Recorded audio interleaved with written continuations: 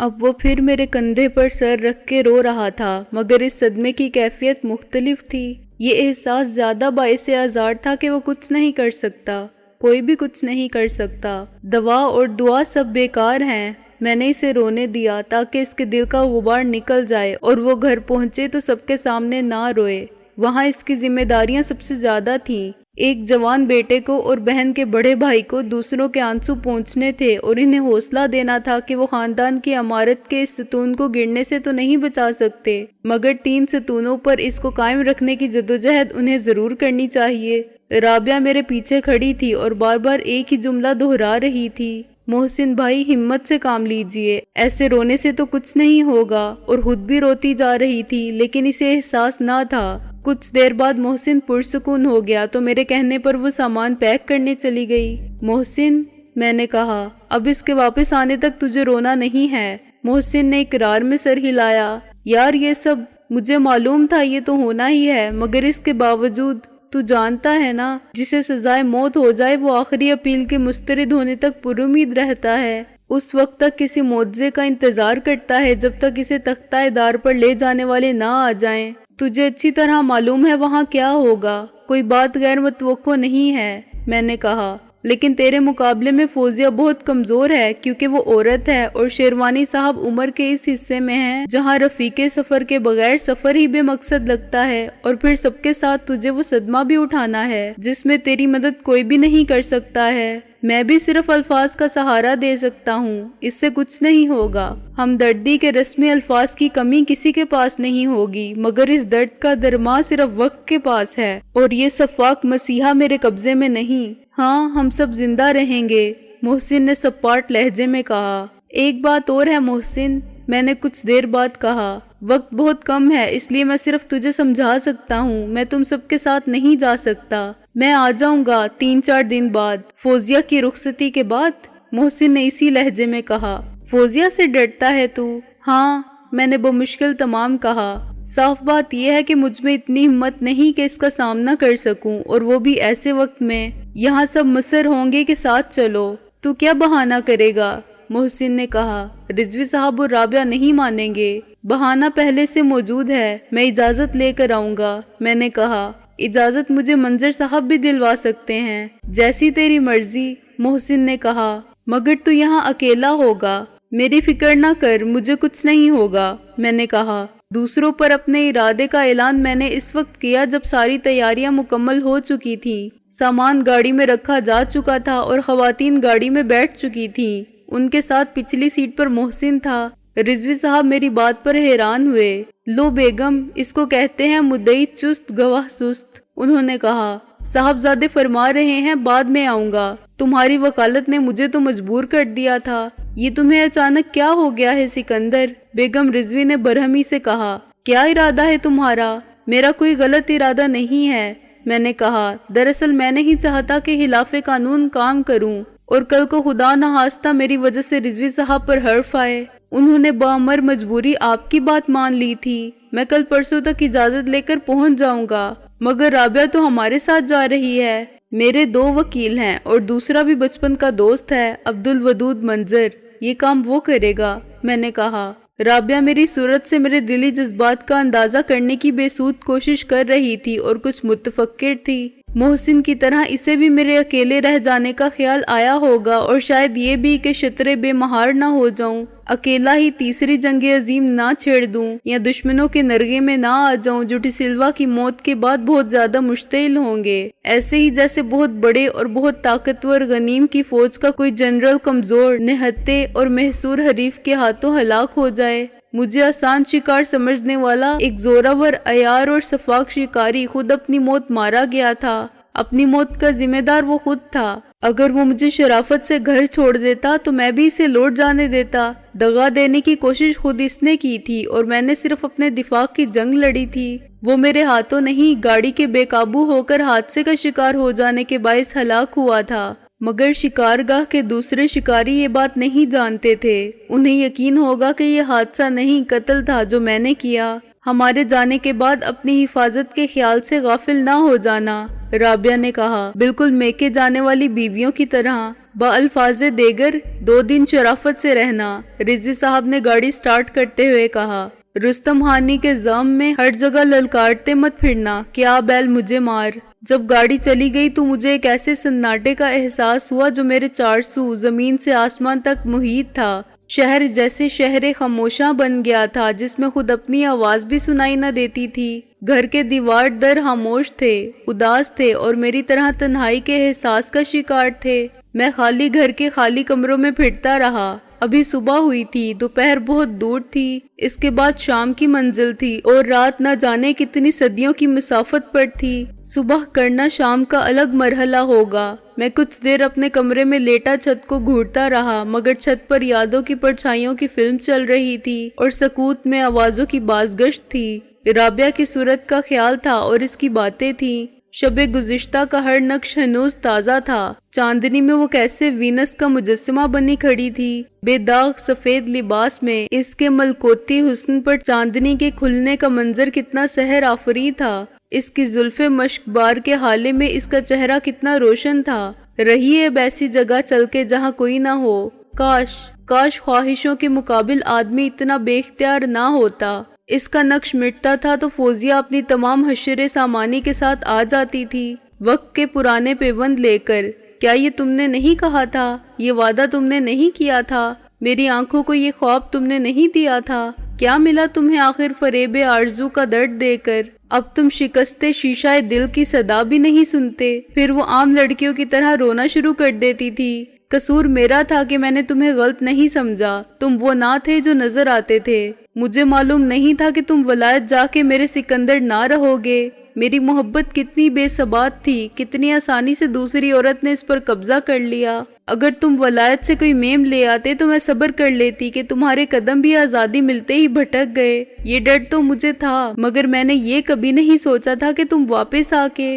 मैं घबरा के उठ बैठा। अभी तक 9 ही बजे हैं। आखिर मैं कहाँ जाऊं? दीवारों से बातें करूं या अपने आप से? बच्चे स्कूल गए हुए थे और इनको वापस आने के बाद भी साथ वाले घर जाना था जहां इन सब का सामान पहुंचा दिया गया था। वहां इनके हम उम्र दोस्त और क्लास फेलोज भी थे। चुनाचे वो बहुत खुश थे कि 1 हफ्ते तक दिन रात इनका साथ रहेगा। दरवाजे पर ड्यूटी बदल जाने के बाद दूसरा संतरी आ गया था। सिनेमा अभी बंद थे और इस वक्त सोना भी मुश्किल था। वक्त से निपटने का एक तरीका यही था कि मैं बाहर निकल जाऊं, सड़कों और बाजारों में बेमकसद फिरूं, जहां किसी दुश्मन से मुठभेड़ का अमकान ना हो। दोपहर के खाने का वक्त होने तक शालीमार चला जाऊं, बागे जनाब में जा बैठूं, म्यूजियम, अनारकली, जहांगीर का मकबरा। मगर अकेला आदमी ऐसी जगह कितना भटका हुआ लगता है। इस बच्चे की तरह जो घर से तो स्कूल गया हो मगर स्कूल से भाग आया हो। दुनिया की रौनक किसी साथी के बगैर कुछ नहीं। मैं लिबास बदल के मोजे चढ़ाने के बाद जूतों के बंद बांध रहा था कि अंदर रिजवी साहब के कमरे में टेलीफोन की घंटी बजने लगी।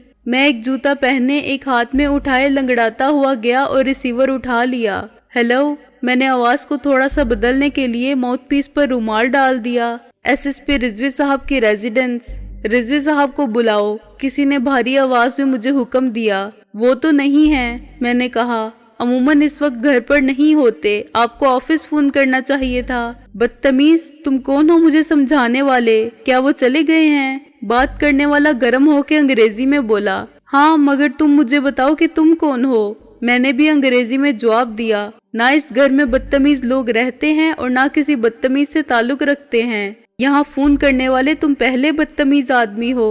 अफसोस ये है कि मैं तुम्हें फोन पर तमीज नहीं सिखा सकता। मगर इसने रिसीवर रख दिया। आखिर ये कौन उल्लू का पट्टा था? अपने तहकुमाना लहजे से तो वो साबित करना चाहता था कि बलिहाज़े ओहदा वो रिजवी साहब से बढ़तर है या उनके बराबर जरूर है। मगर इनके ओहदे के लोग इस तरह बात नहीं करते।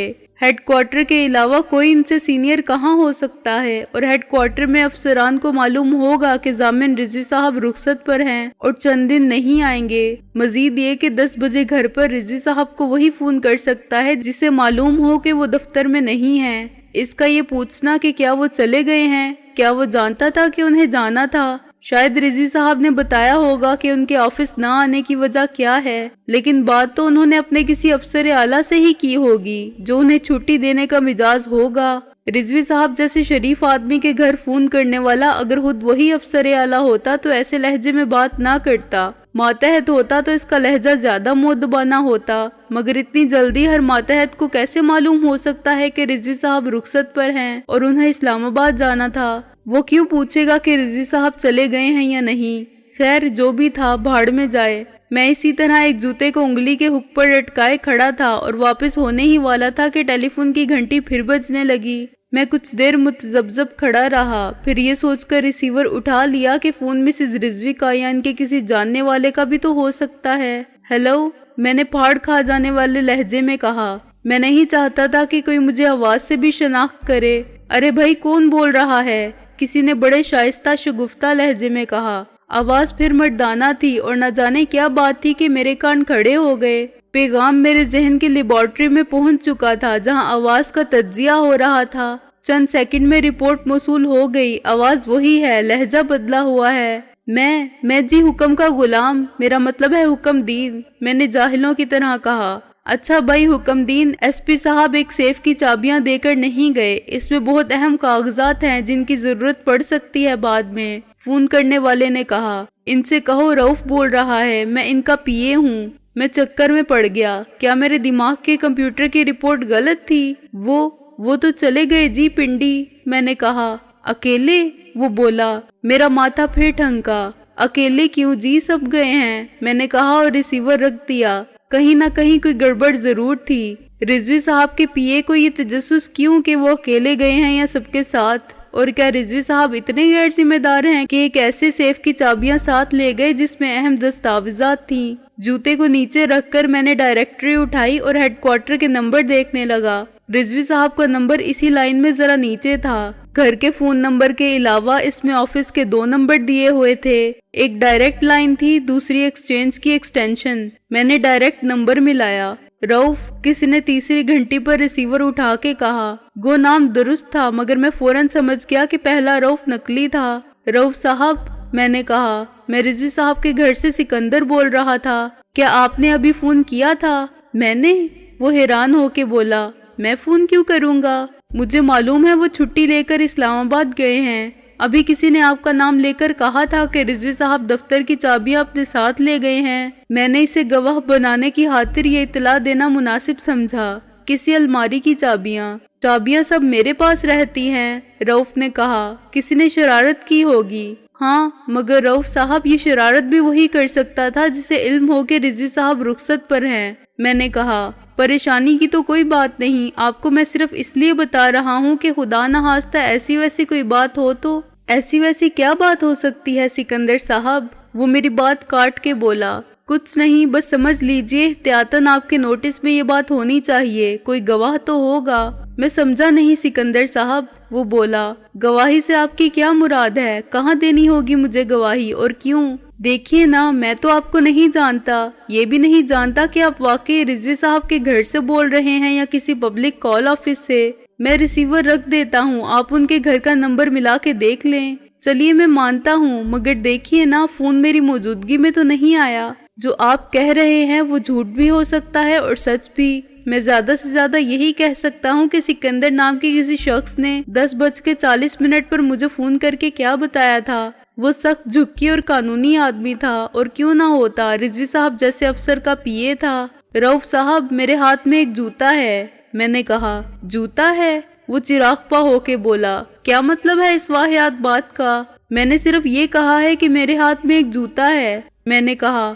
दूसरा मेरे पैर में है जो मैंने 10:30 बजे पहना था। ठीक 11:15 बजे मैं दूसरा जूता भी पहन लूंगा, आपको इसलिए इतला। इसने फोन बंद कर दिया तो मैं हंसा और जूते को फिर उंगली पर उठा लिया। इस वक्त मुझ पर यह हकीकत आशिकार हुई कि पॉलिश तो मैंने दोनों जूतों पर कर ली थी, लेकिन ब्रश और कपड़ा सिर्फ एक ही पर मारा और इसे पहन लिया था। दूसरे की बारी आने से कबल ही फोन आ गया था। मैं इसे शिकार की हुई मछली की तरह लटकाए इसी तरह लंगड़ाता हुआ अपने बेडरूम की तरफ वापस हुआ। जूते को कुछ देर रगड़ने के बाद मैंने इसे मुकाबिल रख के ये देखने की अब कोशिश की कि इसमें आईने जैसी चमक पैदा हुई है या नहीं, मगर वो बदबख्त जूता जिसे महज चटखाया जाए और महीनों पॉलिश नसीब ना हो, मेरी तवक्कुआत पर कैसे पूरा उतर सकता था। اس کا روکھا پھیکا بے رونق چہرہ کسی بیوہ کے چہرے کی طرح تھا جس پر میک اپ بھی ضائع ہو جائے۔ ابھی جوتا میرے ہاتھ میں ہی تھا کہ مجھے باہر ایک آہٹ سی سنائی دی۔ میں جوتا ہاتھ میں لیے باہر نکلا۔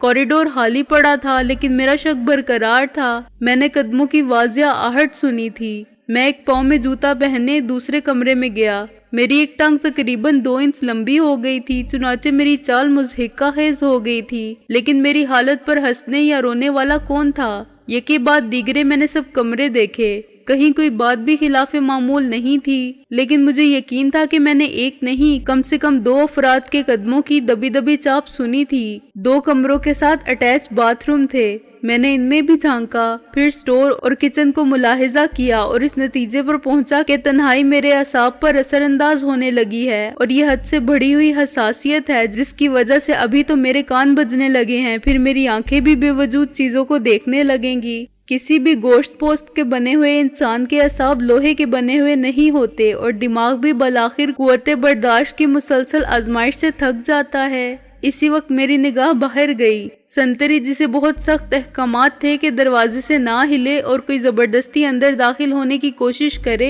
یا دروازے کے علاوہ کسی دوسرے راستے سے اندر آنا چاہے تو بلا تعمل گولی مار دے، غائب تھا۔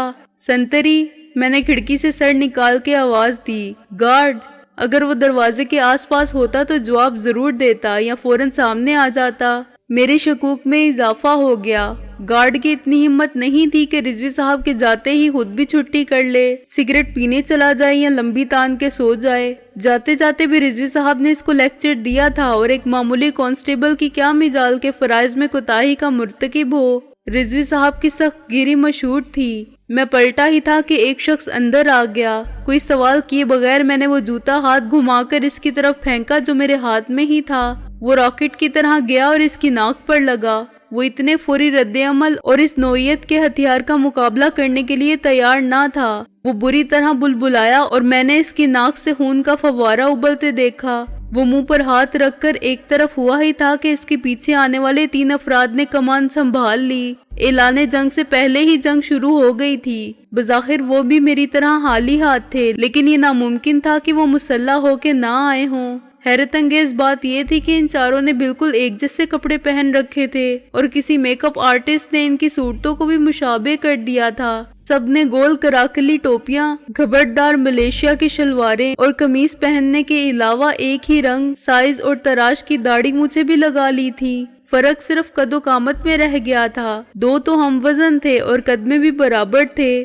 تیسرا نسبتاً دبلا اور چھوٹا تھا، چوتھا جسے جوتا لگا تھا سب سے دراز قد تھا۔ صاف ظاہر تھا کہ ان کے ارادے نیک نہیں، مگر مجھے پرسکون رہنا تھا تاکہ میں اپنی عقل اور اپنے ہاتھوں سے زیادہ کام لے سکوں۔ بس 4 ہی ہو خیر، میں نے ان کے پیچھے دیکھ کر کہا۔ کیوں پٹنے آئے ہو، اور باری باری پٹو گے یا ایک ساتھ؟ ہم ایک ٹیپ لینے آئے ہیں، ان میں سے ایک نے کہا۔ شرافت سے لا دو گے تو ہم جیسے آئے ہیں ویسے ہی چلے جائیں گے۔ واپس کیسے چلے جاؤ گے؟ میں نے کہا، خاطر تواضع کے بغیر۔ جس شخص کی ناک جوتے کی راہ میں حائل ہو گئی تھی وہ غسل خانے سے برآمد ہوا۔ دیکھتے کیا ہو؟ وہ عجیب مضحکہ خیز آواز میں فریاد کرتے ہوئے چلایا، ہڈیاں توڑ دو اس کی۔ 2 دانت توڑ دیے ہیں اس نے میرے۔ اس نے ہاتھ ہٹا کے اپنی صداقت کا ثبوت پیش کیا۔ اوپر کے لب کے نیچے دانت کی کتار میں واقعی خلا پیدا ہو گیا تھا۔ باس نے کیا کہا تھا؟ مار پیٹ نہیں کرنی ہے۔ چوتھے نے کہا، یہ تمہارے باپ کا نہیں ایک پولیس افسر کا گھر ہے۔ باس، وہ تلخی سے بولا، میں اپنی منگیتر کو کیا منہ دکھاؤں گا؟ یہ تمہاری بتیسی نہیں، منگنی ٹوٹی ہے، ریچھ کے بچے۔ میں نے کہا، فضول بکواس مت کرو، وہ ٹیپ کہاں ہے؟ دراز قد نے کہا، اس کے پاس ایک بیگ تھا جو اس نے اندر آتے ہی نیچے رکھ دیا تھا۔ ٹیپ؟ میں نے سر کھجا کے سوچتے ہوئے کہا، میرا خیال ہے الماری میں ہوگا، کمرے میں ایک ہی الماری تھی۔ چھوٹے، الماری دیکھ، دراز قد نے کہا اور ریوالور نکال لیا۔ الماری میں تالا ہے۔ چھوٹے نے سٹیل کی الماری کا ہینڈل گھمانے کی ناکام جدوجہد کی۔ چابیاں منگوا لیتے ہیں رضوی صاحب کو فون کر کے، میں نے کہا، مگر اس کی لائن تو کاٹ دی ہوگی تم نے۔ چھوٹے، عقل نہیں مگر ریوالور تو ہے تیرے پاس، دراز قد نے کہا۔ ریوالور تو ہے، چھوٹے نے 38 بور کا ریوالور نکال کے کہا، مگر اس سے تالا کیسے کھلے گا؟ وہ واقعی احمق تھا۔ تالا اڑا دے گولی مار کے، ورنہ میں تجھے گولی مار دوں گا، دراز قد کا حوصلہ جواب دے گیا۔ ایک دھماکہ ہوا، گولی نے فولادی دروازے کے پرہچے اڑا دیے اور شاید اس میں سے صاف گزر کر دیوار سے ٹکرائی، کیونکہ بند الماری میں بھی گونج پیدا ہوئی تھی۔ چھوٹے نے الماری میں سے ہر چیز نکال کے باہر پھینکنا شروع کی۔ الماری خالی ہو گئی تو اس نے خفیہ دراز کو کھینچا، سارے کاغذات فرش پر بکھر گئے۔ اس میں کوئی ٹیپ نہیں ہے، چھوٹے نے اعلان کیا اور بیگ میں سے کوئی چیز نکالی۔ تم سب اندھے ہو کیا؟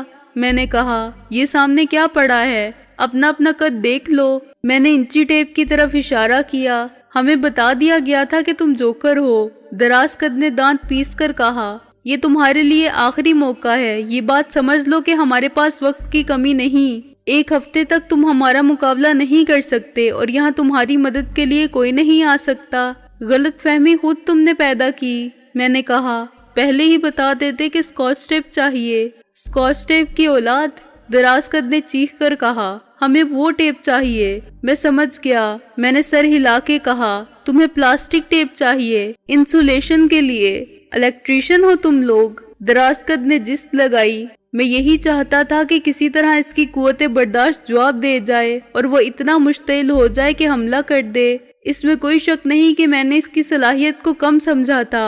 وہ اناڑی نہیں تھا، اس نے مجھے دونوں پیر اٹھا کے فلائنگ کک مارنی چاہی تھی۔ اگر یہ پیر میرے سینے پر لگتے تو میں الٹ کر گرتا، لیکن جوڈو کی مشق میرے کام آئی۔ میری تربیت بلیک بیلٹ کی حد تک تقریباً مکمل ہو چکی تھی جب میں کوئی سند لیے بغیر برطانیہ سے ڈیپورٹ کیا گیا تھا۔ نہ انجینئرنگ کی سند، نہ جوڈو کی، مگر اس کاغذی سند کے بغیر بھی میرا علم اور تجربہ میرے ساتھ تھا۔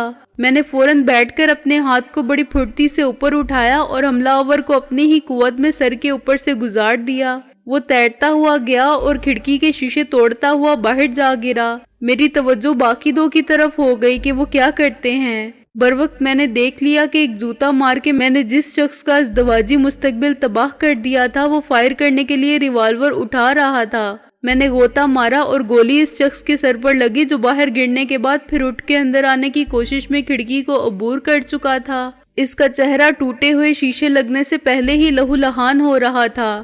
گولی لگتے ہی اس نے ایک دلخراش چیخ ماری اور کھڑکی سے اندر لڑک گیا۔ اس کا خون ایک دھارے کی شکل میں دیوار پر پڑا۔ اگر میں خود کو نہ بچاتا تو خون کے چھینٹے مجھ پر بھی گرتے۔ میں ابھی اٹھا بھی نہ تھا کہ چھوٹے نے بڑی مہارت سے کوئی چیز میری طرف پھینکی۔ یہ نائلون کا جال تھا جو پیراشوٹ کی طرح کھل کے میرے اوپر گرا۔ میں نے اس سے بچنے کی بے سود کوشش کی۔ جال میرے گرد لپٹتا گیا۔ چھوٹے نے ایک ڈوری کھینچی اور مجھے بے بس کر دیا۔ شکاری مجھے اس جال میں اسیر کر کے بے خوف ہو گئے تھے۔ میرے لیے اس جال کو توڑنا ناممکن تھا۔ اس کی ہر ڈوری پتلی ہونے کے باوجود اتنی مضبوط تھی کہ میں آزاد ہوتا تب بھی اپنے زور بازو سے اس کے 2 ٹکڑے نہیں کر سکتا تھا۔ اب تو یہ پوزیشن تھی کہ میں ہاتھ سے زور لگاتا تھا تو جال کھنچ جاتا تھا، لیکن میری کمر دوہری ہونے لگتی تھی۔ پیروں سے زور لگاتا تھا تب بھی یہی ہوتا تھا۔ جال ہر سمت میں گنجائش کے مطابق پھیل جاتا تھا، لیکن دوسری طرف سے میرے جسم میں گڑنے لگتا تھا۔ یہ اینٹ پتھر کی دیواروں سے زیادہ مضبوط حصار تھا جسے سر ٹکرا کے بھی نہیں توڑا جا سکتا تھا۔ مزید یہ کہ میں اس محدود سے رقبے میں پابند سلاسل نہ ہونے کے باوجود حرکت تو کر سکتا تھا، مگر نہ بیٹھ سکتا تھا نہ کھڑا ہو سکتا تھا۔ میرا چیخنا، چلانا یا کسی کو مدد کے لیے پکارنا سب بیکار تھا۔ میری آواز دوسری کسی کوٹھی کے اندر نہیں پہنچ سکتی تھی۔ ویسے بھی اس وقت کوٹھیوں میں بچے تک نہ تھے۔ نوکر یا گھر میں رہ جانے والی خواتین باورچی خانے یا گھر کے کسی کمرے میں امور خانہ داری کو نپٹانے میں مصروف ہوں گے۔ وہ کسی آواز پر متوجہ بھی ہوتے تو کام چھوڑ کر نہ آتے۔ سڑک پر بہت کم لوگ پیدل گزرتے تھے۔ زیادہ تعداد ان گاڑیوں کی ہوتی تھی جو گڑی شاہو اور اسٹیشن کا لمبا راستہ چھوڑ کے اور رش سے بچنے کے لیے اس طرف سے مال روڈ تک پہنچنا پسند کرتے تھے یا ادھر سے واپس آتے تھے۔ ان میں رکشہ یا ٹیکسی بھی شامل تھے۔ ایسے گزرنے والے ادھر ادھر کی آواز پر غور ہی نہیں کرتے تھے۔ میں یہ بات بھی سمجھ چکا تھا کہ اندر آنے سے پہلے انہوں نے سنتری کو بھی قابو کر لیا ہوگا، اور اگر قتل کر کے نہیں ڈالا ہوگا تو اسے بھی میری طرح گٹھری بنا کے کسی جگہ رکھ دیا ہوگا۔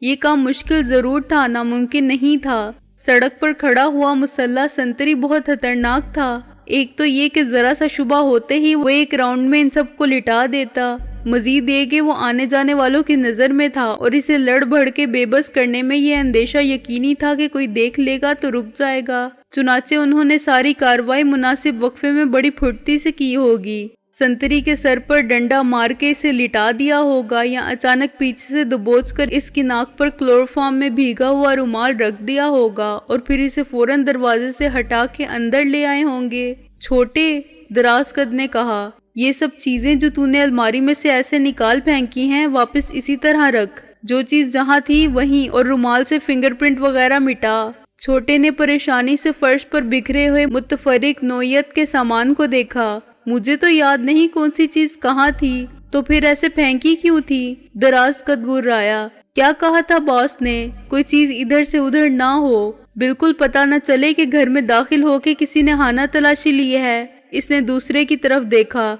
तू अलमारी के ताले की तरफ देख ले और बाजार जाके बिल्कुल ऐसा ही ताला ले आ, बल्कि इसे खोल के ले जा अपने साथ। जिसे मुखातिब किया गया था वो बैग उठा के अलमारी की तरफ बढ़ा। वो बड़े मुनज़्ज़म तरीके पर तमाम सामान ज़रूरत से लेस होकर आए थे। इनको मुफस्सिल हदायत दे दी गई थी कि उन्हें क्या करना है और क्या नहीं करना है। चुनाचे मुझे हैरानी हुई कि वो ताले खोलने के लिए चाबियां और किसी माहिर फन को नहीं लाए जो गोली से उड़ाए बगैर ताले खोल देता। शायद ये इंतजाम इजलत में किया गया था और इसकी वजह भी साफ जाहिर थी। रिजवी साहब ने इस्लामाबाद जाने का फैसला भी गुज़िश्ता शब के टेलीफोन कॉल मौसूल होने के बाद किया था। सबके जाने की बात तो अभी चंद घंटे पहले हुई थी और ये सब हमारे दुश्मनों को फौरन मालूम हो गया था। इस इंकिशाफ ने मुझे सुन कर दिया। एक बार पहले भी हम टेलीफोन से मुंसलिक ट्रांसमीटर दरियाफ्त कर चुके थे, मगर इसके बाद दुश्मनों ने मौका मिलते ही मुतबादिल बंदोबस्त कर लिया था। उन्होंने घर के अंदर किसी जगह कोई माइक्रोफोन नस्ब कर दिया था। छत और दीवारों के सैकड़ों गोशे थे और सामान से भरी हुई कोठी में एक नन्हे से माइक्रोफोन को छुपाना कोई मुश्किल काम ना था, मगर इसको तलाश करना यकीनन बहुत मुश्किल काम था। अमेरिका और यूरोप में ये नन्हे मुन्ने खुफिया माइक्रोफोन बग कहलाते हैं और वहाँ इतना बड़ा ट्रांसमीटर हुकूमत की इजाजत से कोई भी लगा सकता है जिसकी नशरियात आम सुनी जा सकें, मगर जासूसी और सिराग रसानी करने वाले इदारों या पुलिस के सिवा खुफिया माइक्रोफोन रखना वहाँ भी जुर्म है। ताहम ये ममनुआ चीज भी वहाँ इतनी ही आसानी से मिल जाती है जितनी आसानी से ममनुआ अद्वियात या मुंशियात।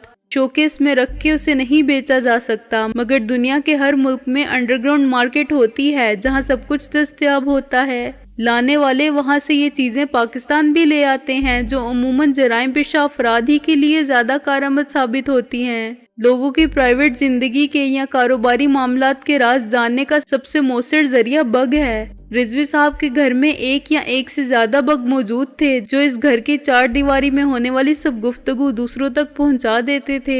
बग वैसे तो खटमल को कहते हैं, मगर ये नजर ना आने वाले खटमल से बहुत ज्यादा खतरनाक थे। उनके जरिए बाहर पहुंचने वाली हर बात एक महदूद दायरे में सुनी जा सकती थी या और आगे नशर की जा सकती थी। इसका दूसरा मतलब ये था कि आसपास ही कहीं दुश्मनों ने अपना रिसीविंग स्टेशन भी कायम कर रखा था। 100-200 गज के अंदर अंदर वो किसी कोठी में मुकीम है जो उन्होंने खरीदी है या किराए पर हासिल की है। इस अमकान को भी मुस्तरद नहीं किया जा सकता था कि वो किसी हमसाये से मिल गए हों, उसे नकद रकम का लालच दिया हो या उससे झूठ बोला हो कि वो इंटेलिजेंस के आदमी है और एक दुश्मन मुल्क के जासूसों ने करीब ही अपना खुफिया ठिकाना बना रखा है। चुनाचे इनकी नकलो हरकत की निगरानी और इनके इरसाल करदा पैगामात की इंटरसेप्शन के लिए ये जगह मतलूब है। मुहिब्बे वतन शहरी वैसे ही ताउन करते हुए कमरा देने में आर महसूस नहीं करेगा।